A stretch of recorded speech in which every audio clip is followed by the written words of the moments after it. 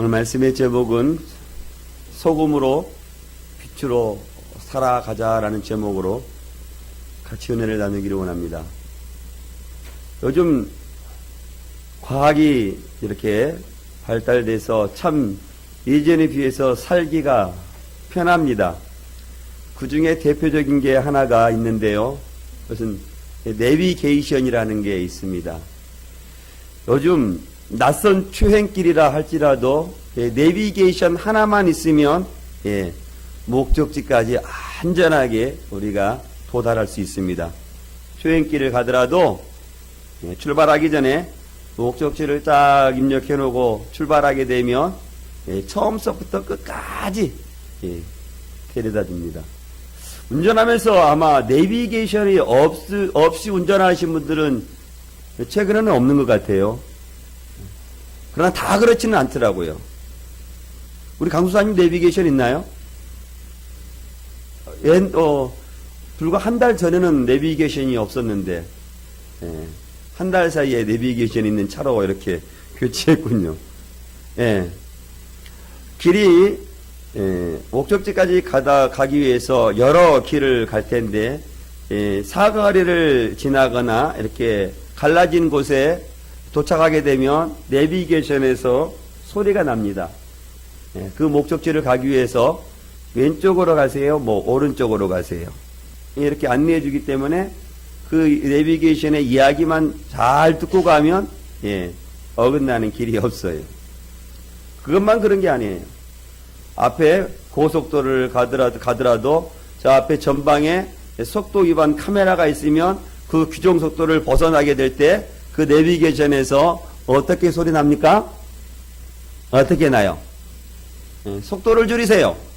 속도를 줄이세요라고 목소리만 나는 게 아니에요. 내비게이션의 화면에조차도 어떤 색으로 이렇게 합니까? 깜빡입니까? 빨강색으로, 붉은색으로 깜빡이를 주면서 속도를 줄이라고 해요. 그렇게 내비게이션의 이야기만 듣고 가면 딱지를 끊을 필요도 없고 다른데 헤맬 필요도 없어요. 그냥 그대로 가면 됩니다. 정확하게 목적지까지 우리를 데려다 줘요. 우리의 인생에도 마치 이렇게 내비게이션과 같은 곳이 있습니다. 것이 있어요. 우리 인생에 내비게이션과 같은 것이 있다면 그것이 무엇입니까? 하나님의 말씀입니다. 하나님의 말씀은 우리가 어떻게 살아야 되고 어느 길을 걸어가야 되는지를 정확하게 가르쳐주고 있어요. 그러니까 차를 운전하는 사람에게 내비게이션이 키워놓고 가게 되면 우리를 안전하게 도착해 주시듯이 우리 인생에 하나님의 말씀으로 우리가 지배를 받고 인도를 받고 살아가게 되면 그 어떤 길보다 안전한 길을 걸어갈 수가 있는 거예요. 내가 무엇을 해야 되는지, 내가 어떠한 길을 걸어가야 되는지를 정확하게 가르쳐 주기 때문에 그렇습니다. 오늘 본문은 우리가 이 세상을 살아갈 때 우리가 어떻게 살아가야 하는지를 말씀해 주고 있습니다. 예수님께서 이 본문을 이렇게 선포하셨을 때 당시의 상황을 보면 정치적으로는 로마의 지배 아래에 있었습니다. 그러니까 로마의 지배 아래에 있었기 때문에 이스라엘 백성들이 얼마나 많은 압제를 받았겠어요. 정치적인 압제를 받았겠죠. 또 정치적인 압제뿐만 아니라 무거운 세금을 내야 되니까 그 세금에 대한 부담이 얼마나 또 많이 있었겠어요. 정치적으로만 그런 문제가 있었던 게 아니에요. 사회적으로 보면요, 관리들은, 어떤 사람들에게 악한 사람들을 어떻게 하냐면요, 아까 그의 율법에 정하는 대로 따라서 벌을 주거나 그렇지 않습니다. 악한 사람이 할지라도 그 손에 무엇을 쥐어주면 악한 자라 할지라도 죄가 없게 됩니까? 줘본 적이 없죠, 그런 것들을. 우리가 요새에도 판결을 좋게 받기 위해서 무엇을 우리가 뒤로 건네주는 경우가 있죠. 사람들은 뇌물. 그렇습니다. 사회적으로 보면요, 관리들은 뇌물을 받고 악한 자들을 풀어주고 악이 있으면 죄가 있음에도 불구하고 죄가 없다 말하는 거예요. 정치적으로, 사회적으로, 종교적으로는 좀 어떻을까요? 종교적으로는 종교적으로는 제사장과 서기관들이 어떻게 했을까요? 예? 자신의 가지고 있는 직위를 가지고 어떻게 했을까요? 믿음의 성도들, 하나님의 백성들을 잘 섬겼을까요? 아니면 그들의 직위를 가지고 이용해서 제사장들과 서기관들도 재물을 탐했을까요? 재물을 탐했을 것입니다. 그러니까 지금 이 시대적인 상황이 참으로 암울한 시대죠. 이 암울한 시대 가운데 하나님의 백성들이 어떻게 살아가야 되는지를 말씀하고 있는 것이 오늘 본문의 말씀이. 오늘 본문의 앞에 있는 말씀이 우리가 오늘 본문을 포함한 이게 오늘 본문의 말 산상수훈이 아니에요. 산상설교라고 말하는데 오늘 본문의 말씀을 보니까 그럼에도 불구하고 세상이 그럼에도 불구하고 하나님의 백성들은 어떻게 살아가냐고 말씀하냐면 심령이 가난한 자로 살아가야 된다라고 말씀하고 있어요. 심령이 가난한 자로 살아가면서 그들이 이 천국에 그들의 것임으로 살아가라라고 말씀하고 있어요. 애통하는 자로 살아가라고 말씀하고 있어요. 왜냐하면 애통하는 자로 살아가야 그들이 위로를 받기 때문이라라고 말씀하고 있습니다. 그러면서 온유한 자가 복이 있나니 그들은 땅의 기업으로 받을 것이다. 의에 줄이고 목마른 자는 복이 있나니 그들이 배부를 것이다 라고 말씀하시고 긍휼히 여기는 자는 복이 있나니 그들이 긍휼히 여기심을 받을 것이다. 계속해서 마음이 청결한 자는 복이 있나니 그들이 무엇을 볼 것이라 말씀하고 있습니까? 하나님을 볼 것이라. 화평한 자는 복이 있나니 그들이 무엇이라 일컬음을 받는다 말씀하십니까? 하나님의 아들이라 일컬음을 받을 것이다. 의를 위해서 박해를 받고 박해를 받는 자는 복이 있나니 천국이 그들의 것임이라 라고 말씀하셔요. 그래서 이 팔복을 말씀하신 후에 그들이 천국을 소유한 백성들은 이 세상 가운데 어떻게 살아가야 하는지 말씀하고 있는 것이 오늘의 본문의 말씀이에요. 예수님께서 오늘 두 가지 비유로 말씀하시고 우리가 이 세상 가운데 그 비유와 같이 살아가야 함을 말씀하고 있어요. 우리는 오늘 예수님께서 저 사람들에게 말씀하시는 세상에서 저 사람들은 어떻게 살아가라고 말씀하고 있고 세상에서 저 사람들은 무엇이라고 말씀하고 있습니까? 너희는 세상에 무엇이라 말씀하고 있어요? 소금이라 말씀하시고 너희는 세상에 무엇이라 말씀하고 있습니까? 빛이라라고 말씀하고 있어요. 암울한 시대에 정치적으로 종교적으로 그런 시대를 살아간다 할지라도 너희는 이 세상에서 소금과 같이 살아가야 되고 너희는 이 세상에서 빛과 같이 살아가라 라고 말씀하고 있어요. 사랑하는 성도 여러분, 예수님께서 지금 팔복의 비유로 말씀하시는 그 너희 빛으로 살아가야 될 사람들, 소금으로 살아가야 될 사람들, 너희라고 일컫는 그 사람들은 어떤 사람을 일컫는 사람들일까요? 하나님의 백성. 하나님의 백성은 그때도 있었고 지금도 있어요. 예수님께서는 그 시대의 너희라고 말했지만 오늘 말씀을 받는 우리들은 이 너희라는 말씀을 우리가 누구로 받아들여야 될까요? 우리로 받아들여야 돼요. 나로 받아들여야 되는 것입니다. 우리가 이 시대에 아무리 암묵한 시대를 살아간다 할지라도 우리들은 이 세상 가운데 소금으로 살아가야 될 사람이고 빛으로 살아가야 될 사람들이라 라고 말씀하고 있어요. 그게 세상의 수금이고 세상의 빛을 드러내야 될 사람들이 누구라는 겁니까? 나라. 저는 오늘 본문을 통해서 저 사람들이 살펴보기를 원하는 같이 소금으로 살아가자는 것입니다.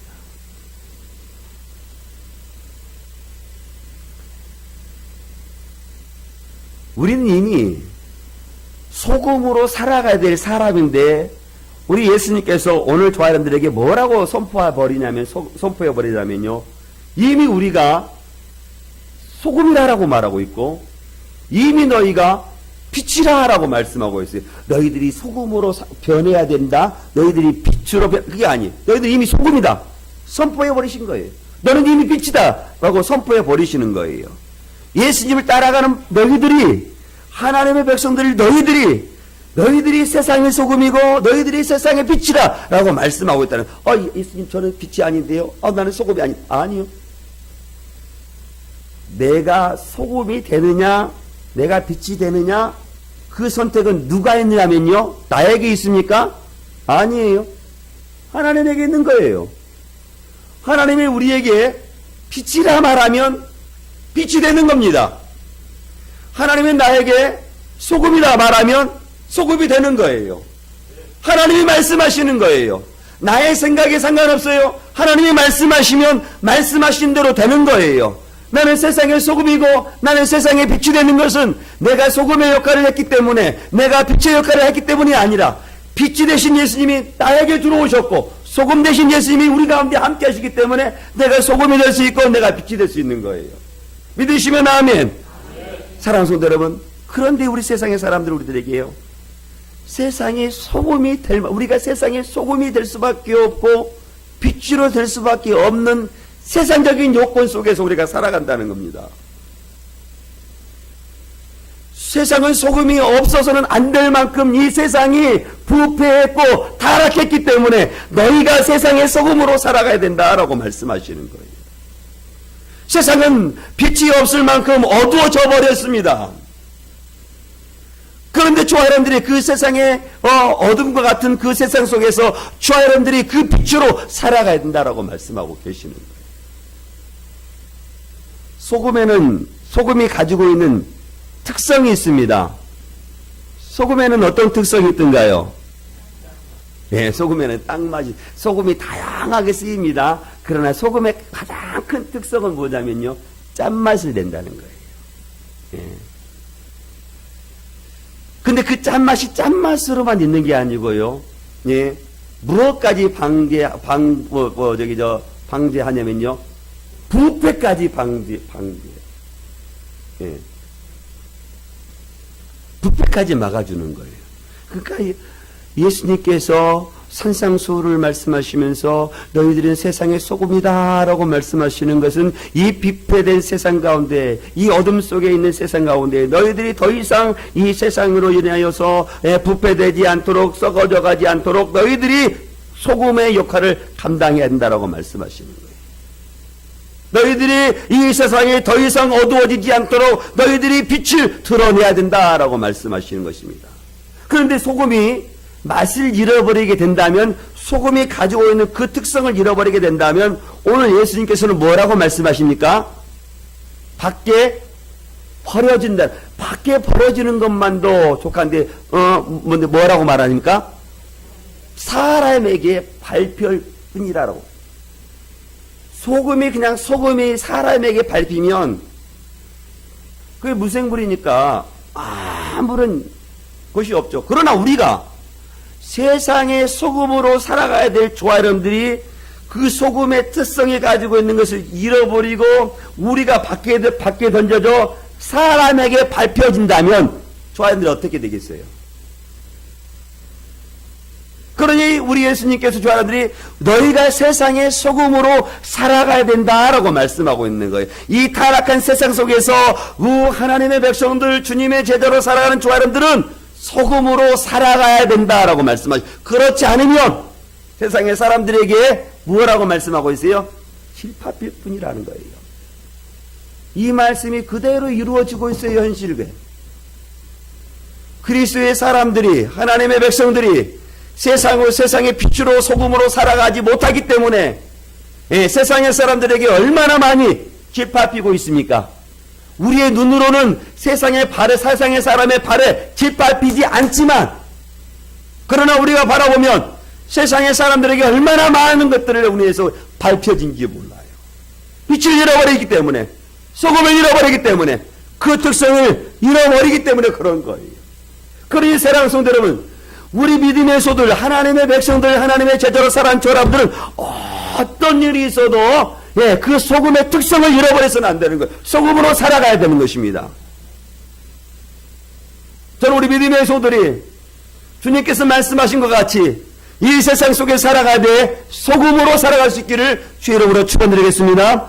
예. 소금으로 살아가야지 그나마 이 어두운 세상에 그 더럽고 죄악 가운데 살아가는 사람들을 그런 대로 인도해 나갈 수 있는 거예요.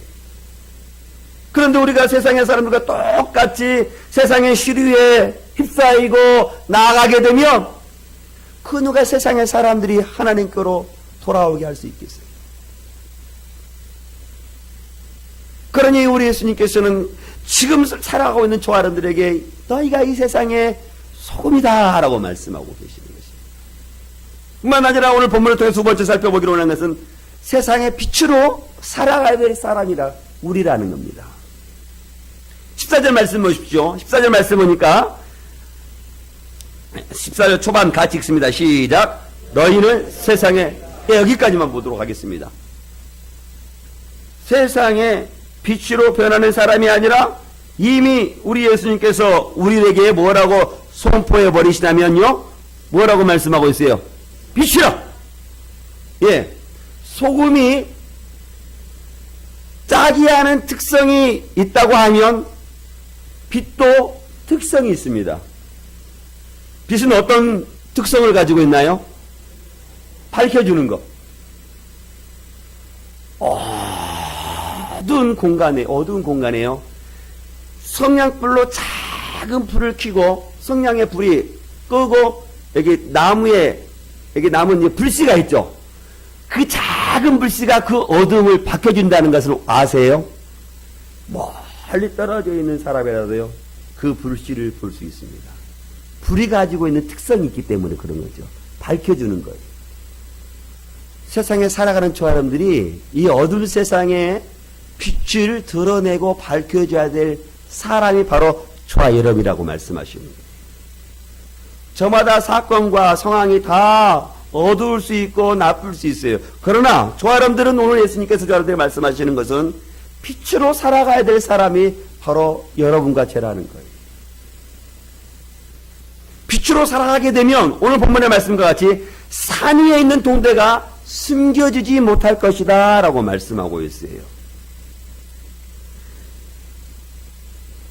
안상천 장로님 성지순례 다녀오셨죠?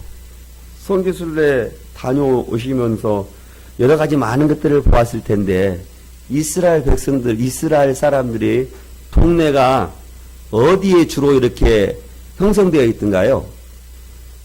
산 위에. 예루살렘도 산 위입니다. 베들레헴도 산 위에요. 예, 예. 모두 대부분의 동네가 산 위에 이렇게 들어져 있어요. 그러니까 산 위에 있는 동네가 주야, 낮에도 산 위에 있으니까 그 동네가 드러나겠어요? 안 드러나겠어요?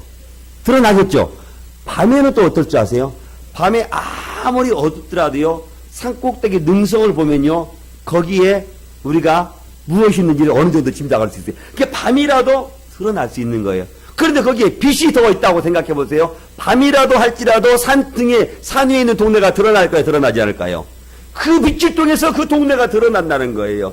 이처럼 어둠 가운데 살아가는 사람들에게 필요한 것이 있다면 그것은 빛인데, 그 빛의 역할을 감당해야 될 사람들은 누구라고 말하냐면 나라, 우리다 라고 말씀하고 있어요.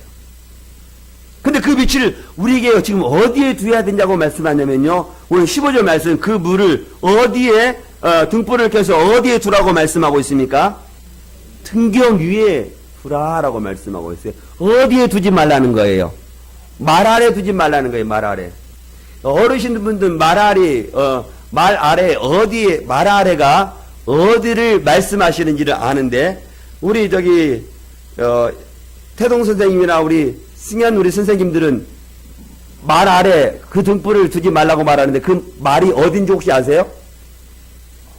마루. 우리 양태 선생님은 말 아래가 모르는 것이 창피한 게 아니에요. 우리가 이 말씀이 옛날 언어이기 때문에 그래요. 말 아래. 예. 쌀대박. 대박이라는 것을 혹시 아세요? 옛날 쌀대박, 저번에도 구묘차에 또 말씀드렸지만, 쌀대박 살 때 장사하시는 분들이 대박을 몇 개 둔지 아세요? 예? 2개. 예, 근데 말 아래, 10말 되니까 1말, 2말 할 때 이제 거기에, 근데 대박을 하는데, 대박이 2개예요. 겉에서 보면 그 크기가 똑같아요. 그러나 실제로 안으로 보면 그 양이, 이렇게 물건을 살 때, 근데 또 여기 살 때 팔 때 얘기가, 저희 시골에서는 쌀을 산다라고 할 때요, 반대로 또 말하더라고요. 예, 판다라고 말하더라고요. 지금도 그러나요? 여하튼 이게 쌀을 팔 때하고 살 때하고 달라. 여하튼 만약에 산다라고 생각해요. 그냥 말 그대로. 살 때는 어떻게 해요? 정확한 대수로 사지요. 팔 때는 어떻게 해요? 대박이 좀 안쪽으로 들어가가지고 크기는 똑같은데 양이 좀 적게 들어간 거, 그걸 이제 파는 거예요. 그러면 그걸로 인해서 어떻게 해요? 이익을 보는 거예요. 그 말 아래 두서는 안 되는 거예요, 빚을. 그리스도인들은, 예수 그리스도의 제자로 살아가는 사람들은 등불을 켜서 말 아래 두지 말라는 거예요. 왜 말 아래 두지 말라고 말하냐면, 그 등불을 켜서 등불을 끄면 그 불빛이 어디 안에 갇혀 있겠습니까? 말 속에 갇혀 있는 거죠. 그러나 등경, 우리가 옛날에 등경이가 이게 등불, 호롱불 키면 이게 등경이 있잖아요. 이게 여기 키면 어디에 두는 거예요? 위에 두는 거예요. 옛날에는요, 자, 옛날 사람도 아닌데 옛날 얘기 많이 하네. 저희 옛날에 시골의 그 집 구조를 보니까요, 부엌하고 안방하고요, 한 군데가 이렇게 흙벽이 있는데 그 가운데 뚫려 있습니다. 왜 그런 줄 아세요? 부엌에서도 보고 방에서도 보고 그 불을 등경에 둡니다. 그러면 그 불이 안방도 비치고 부엌도 비치는 거예요. 우리 선생님들, 우리 장로님들 잘 모르는가 보네. 잘 살아셨네. 부자이셨네. 아, 그래요? 아, 예. 옛날에는 그러셨어요. 그랬죠? 예. 저럴 때는 그렇지는 않았지만 그 집 구조가 있었어요. 이게 무엇입니까? 그랬더니 그렇게 했다는 거예요. 그러니까 오늘 그리스도의 빛으로 살아가는 사람들은 그 빛된 행동을 어떻게 하냐면 말 아래 두지 않고 등경 위에 비춰서 많은 사람들에게 그 빛을 이렇게 뭐라고 하면 환하게 비출 수 있도록 하라라고 말씀하고 있다는 것입니다. 사랑하는 성도 여러분, 저 사람들은 오늘 본문에서 말씀과 같이 세상에 비치고 세상의 소금으로 살아가야 될 사람들이라는 거예요. 우리가 기억해야 되는 것은 우리가 살아가야 될 이 세상은 마치 소금이 필요하듯이 빛이 필요하듯이 부패된 세상 가운데 어두운 세상 가운데 살아가는 것다라는 거예요. 우리가 생각하는 것처럼 거룩한 세상 속에서 빛이 필요 없는 세상 속에서 살아가는 세상이 아니라 부패한 세상 속에 살아가고 빛이 반드시 있어야 될 그 세상 가운데 살아갈 수밖에 없는데 그 세상 속에서 저 사람들이 빛으로 소금으로 살아가야 된다라고 말씀하시는 거예요. 빛으로 소금으로 살아갈 때 오늘 본문의 말씀 보니까 그로 인해서 하나님께 영광을 드러내기 때문이다 라고 말씀하고 있는 거예요. 우리의 영광을 드러내기 위해서 우리가 세상의 소금으로 세상의 빛으로 살아가는 것이 아니라 우리의 착한 행실을 통해서 누구의 영광을 드러내기 위해서 하나님의 영광을 드러내기 위해서 살아가라, 소금으로 살아가고 빛으로 살아가라 라고 말씀하고 있다는 거예요. 그러니까 여러분들이 오늘 본문을 통해서 세 번째 깨달아야 되는 것은 우리의 착한 행실을 통해서 하나님께 영광을 돌리며 살아가야 된다는 것을 우리가 깨달아야 한다는 거예요. 보십시오. 16절 뭐라고 말씀합니까? 같이 봅니다. 시작. 이같이 너희 빛이 사람 앞에 비치게 하여 그들로 너희 착한 행실을 보고 하늘에 계신 너희 아버지께 우리가 무엇을 행하면 하나님께 영광을 돌릴 수 있다라는 거예요. 착한 행실이라고 말씀하고 있는 거예요.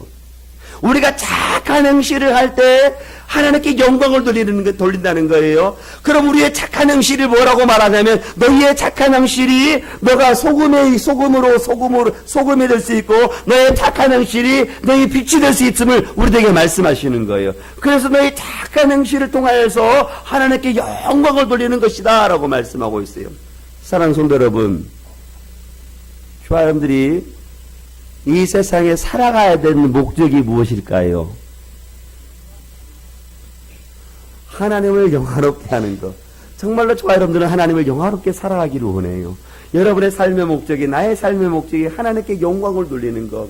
내가 지평수 더 많이 넓히고 좋은 차 타고 더 많은 명예를 얻는 것이 나의 인생의 목적이 아니라 하나님께 영광을 돌리는 것. 그렇다고 해서 조그마한 집에서 살고 이렇게 그러는 것이 아니죠. 인생의 목적이 어느 사람들 보니까 화장실을 늘리는 사람이 있더라고요. 저는 화장실을 3개 있는 곳에서 살아보지는 못했어요. 근데 한 집에 화장실도 3개가 있다고 그러네요. 저는 화장실이 2개 있는 집에 삽니다.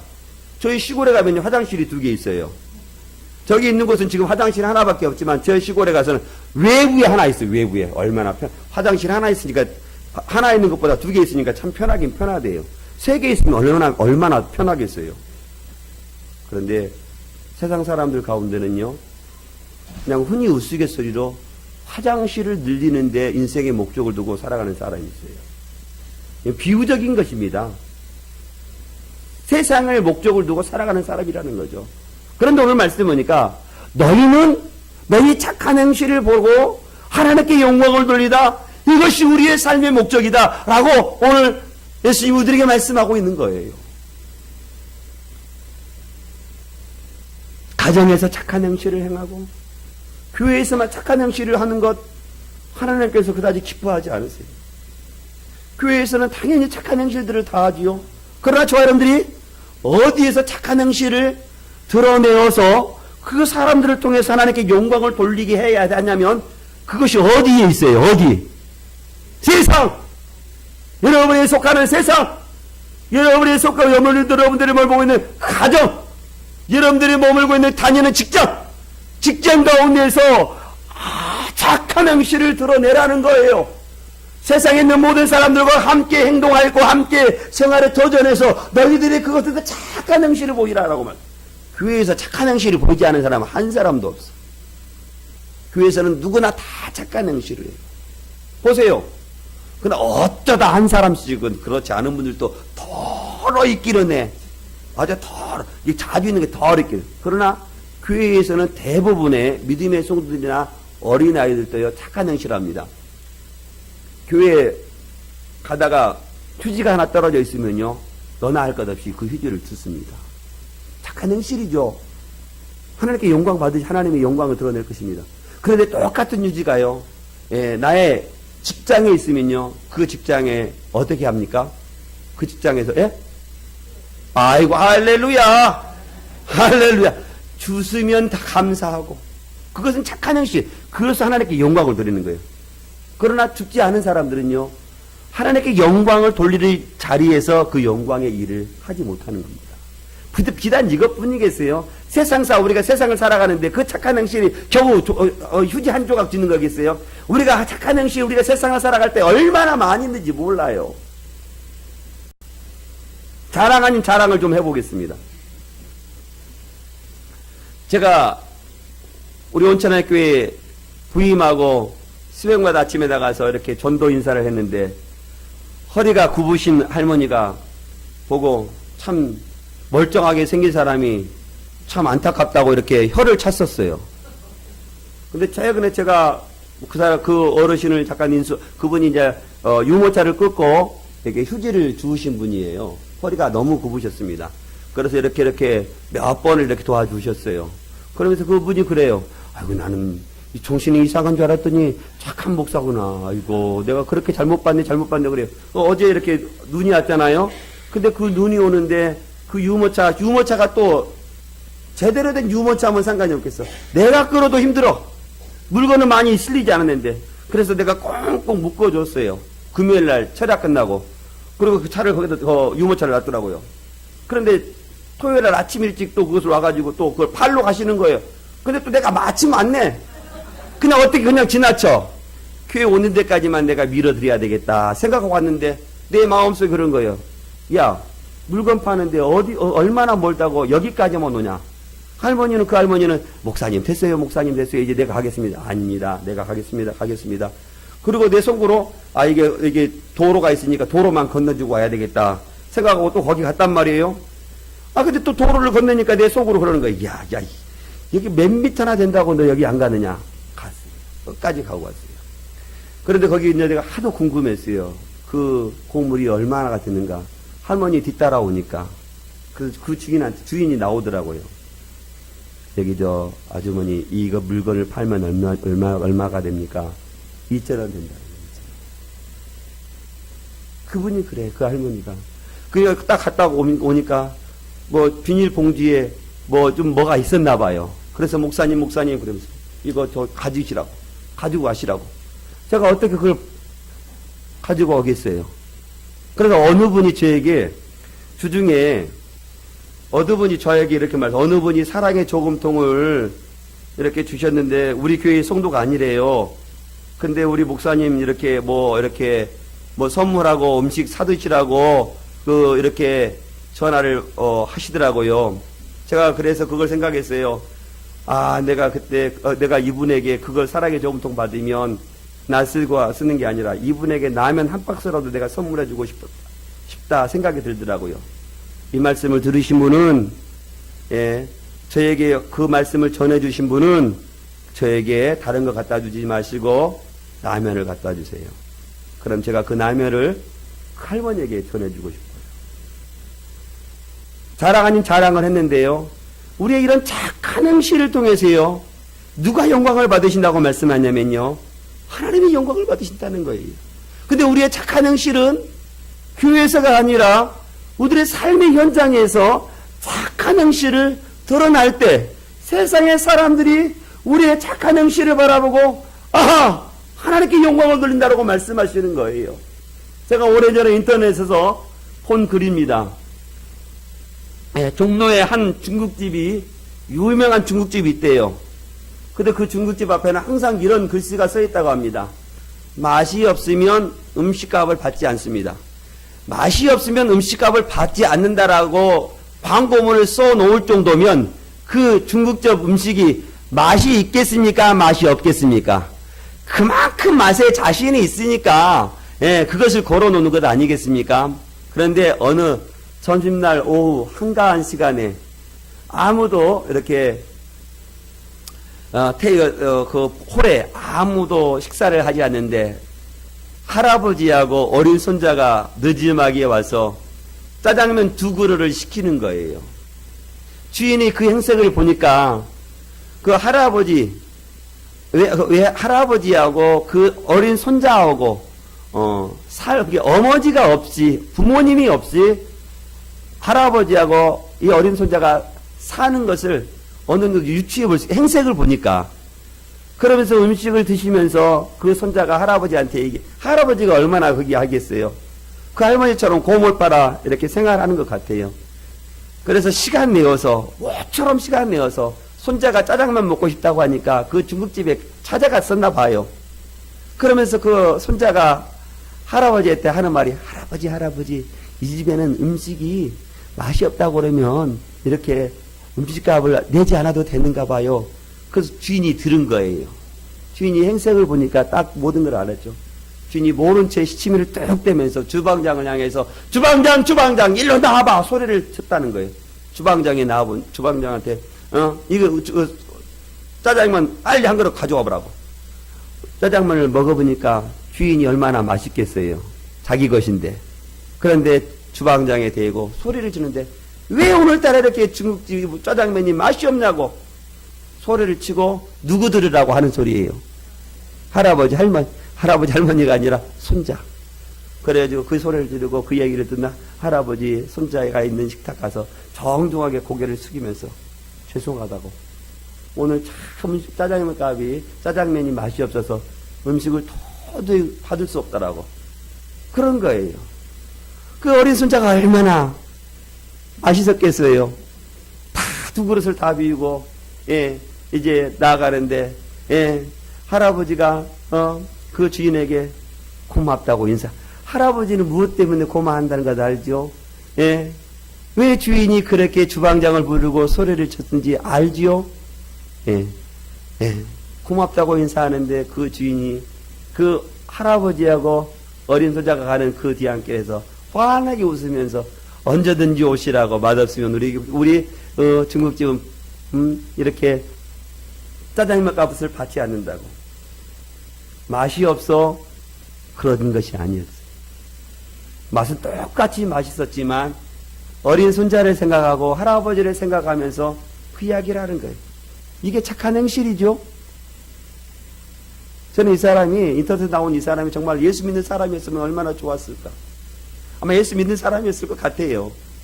우리의 이런 착한 행실 하나하나가 세상의 사람들에게 누구를 드러내는 것이냐면 하나님을 드러내는 것이고, 우리의 이런 착한 행실로 통해서 하나님께 영광을 돌리는 일이라는 것. 이 영광스러운 일을 해야 될 사람들이 누구라고 말씀하냐면 저와 여러분들, 소금이고 비치고 살아가야 될 세상 사람들이 여러분과 제가라고 말씀하시는 거예요.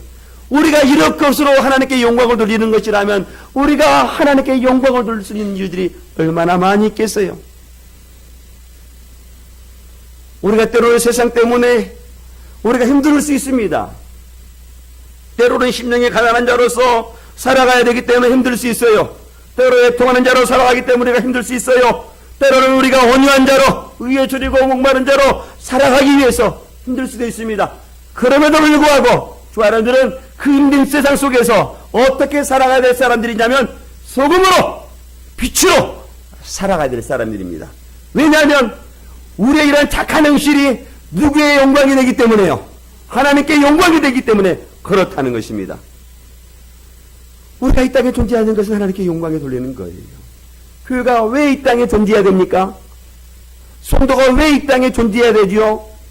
하나님께 영광을 돌리기, 교회를 통해서 하나님께 영광이 드러내야 되고 믿음의 성도를 통해서 하나님께 영광을 돌려야 되는 거예요. 이 세상의 마지막의 보류가 세상의 무엇과 무엇이냐면 성도가 세상의 마지막 보류가 돼야 되고 교회가 세상의 마지막 보류가 돼야 돼요. 세상이 아무리 타락하고 세상이 아무리 어두워도 교회와 성도는 어디 가냐면 그 어둠 속에서 빛을 드러낼 사람이 있는 거예요. 세상이 아무리 탁하다 할지라도 교회와 성도는 거룩함을 유지해야 되는 거예요. 교회가 거룩함을 잃어버리게 되면요 소금과 같이 밖에 사람들에게 짓밟혀지는 거예요. 교회가 세상의 빛을 잃어버리 빛을 되지 않으면 세상의 사람들이 무엇을 통해서 하나님께 오겠어요? 성도가 빛을 잃어버리며 성도가 맛을 잃어버리며 세상의 많은 사람들이 누구를 보고 하나님께 올 수 있겠어요? 우리가 빛을 잃어버리면 우리가 맛을 잃어버리면 세상의 사람들은 그 기준점이 없어 더욱더 타락해져 가고 더욱더 어둠 속에 살아갈 수밖에 없기 때문에 이 세상의 소금으로 빛으로 살아야 될 사람들은 바로 너희다 라고 말씀하는 거예요. 우리가 세상의 소금으로 살아가야 된다라고 말씀하시는 거예요. 우리가 소금으로 살아가지 않으면요 우리 교회가 주님의 몸된 교회가 빛으로 살아가지 않으면 이 세상은 더욱더 타락해져 갈 것이고 이 세상은 더욱더 수많은 영혼들이 예수 그리스도로 인해서 떠나갈 거예요. 그러나 우리가 소금으로 살아가고 빛을 드러내면 그 타락한 세상 속에서 어둠에 살아가는 세상 속에서 사람들을 우리가 구원해낼 수가 있는 거예요. 우리의 존재가 이만큼 중요하다는 거예요. 그저 그런 존재가 아니라는 겁니다. 우리는 세상의 어둠 속에 타락 속에 살아가는 사람들을 구원해야 될 빛으로 만들어야 될 소금이고 빛이라라고 말씀하고 있어요. 저는 우리 믿음의 성도들이 죽어져가는 영혼들에게 빛이 되고 타락하고 부패져가는 그 세상 사람들에게 소금이 되어서 그런 사람들을 하나님께로 주께로 돌아오게 하는 그러한 소금, 그러한 빛으로 살아가며 우리가 그 빛으로 소금으로 살아감으로 하나님께 영광을 돌리며 살아가는 우리 믿음의 성도들이 다 될 수 있기를 주의 이름으로 축원드리겠습니다. 축원드립니다. 같이 기도하겠습니다.